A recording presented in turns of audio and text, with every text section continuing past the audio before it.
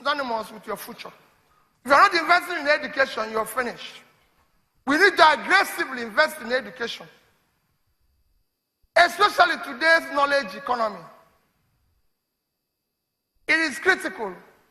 Nigeria today occupies an unenviable position of this country with the largest out-of-school children in Africa and second in the entire world. Out of the 57 million children that are not in school, 10.7 million reside in Nigeria. The reason why Asian countries have leapfrogged Nigeria is because of their past investment and continued investment in education. When ours is reversed, is the case. We have about 60% on our education enrollment at the basic level. So we need to do something aggressively, especially now. The world have even moved where they are now talking about STEM education. It is education bordering on science, technology, engineering, and mathematics. When we haven't even started the other one, the one they left. We need to do something aggressively. By 2020, the world will have shortage of 85 million STEM skilled workers. And everybody is building for that challenge. And it is important that we get involved in it as quickly as possible. By turning around our basic education, we are a knowledge economy. It's a very simple thing. The reason why we're talking about oil today is that we have not invested. He talked about India being the biggest economy. What does India doesn't have oil? What they have is what? Knowledge. We are talking about knowledge economy. And to show you what knowledge economy can do, we're talking about Nigeria today being the biggest GDP in Africa. South Africa, second. Two of them put together is about 700 billion naira. The market capitalization of Apple is 750 billion. Bigger than two of them put together.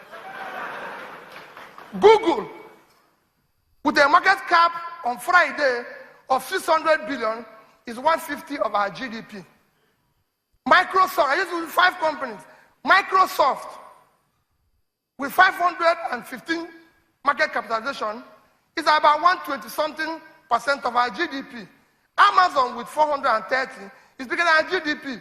Even Facebook, that started in 2004, with a market cap of 416, is bigger than GDP.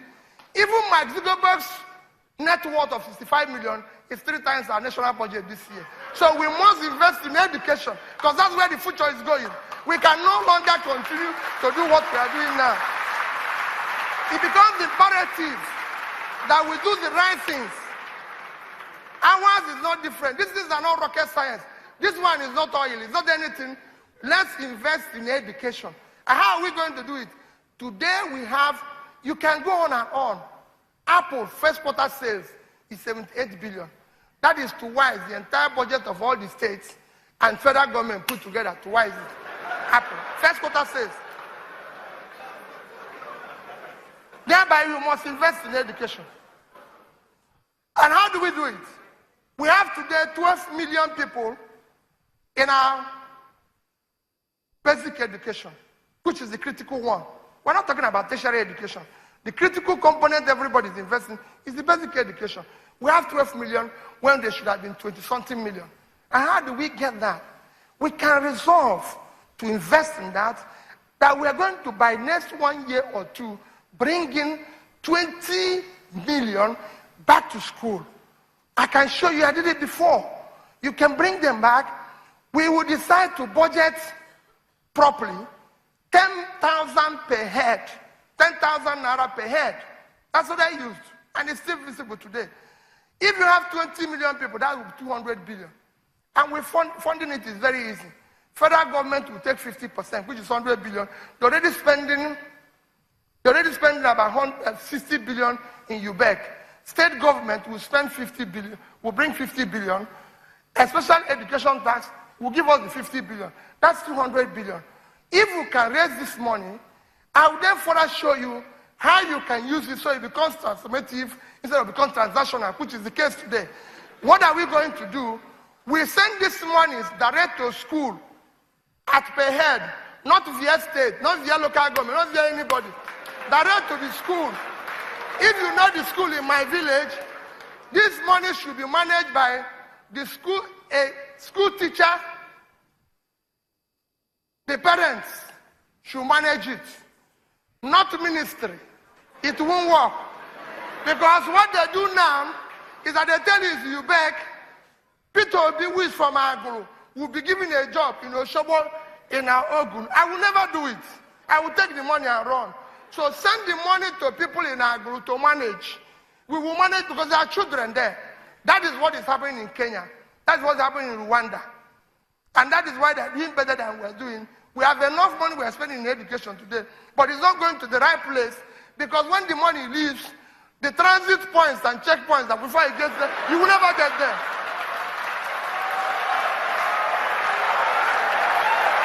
So we can do it. Talking about the children, we talked about the children, how to make it ICT compliant is a very easy thing.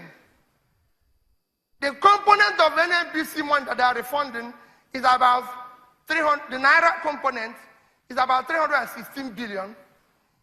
Instead of refunding it again and sharing it, I'm suggesting that if we have 20 million young people in our basic education, let's get all the computer companies in Nigeria, I did it before with them, and order from them 2 million computers.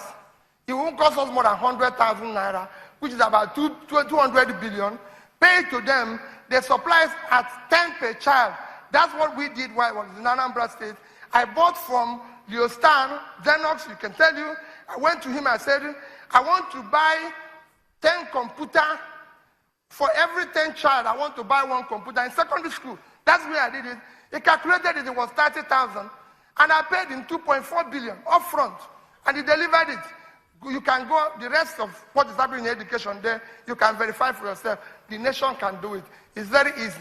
The money is there. Before the money goes to somewhere and transit to another place. And we are looking for it. My final contribution on this area is issue of employment. Government does not create jobs. Government only facilitates job creation by ensuring that they empower SMEs and local entrepreneurship. And I thank this present government for what they've done by saying, it's been said before, but I hope this time it will be different, that they are saying people will buy made in Nigeria, will buy what is made in Nigeria, and will produce what we buy, and they will patronize local companies. But what they've not done, and we wanted to take it further, is to also talk about payments. Today, government have killed more businesses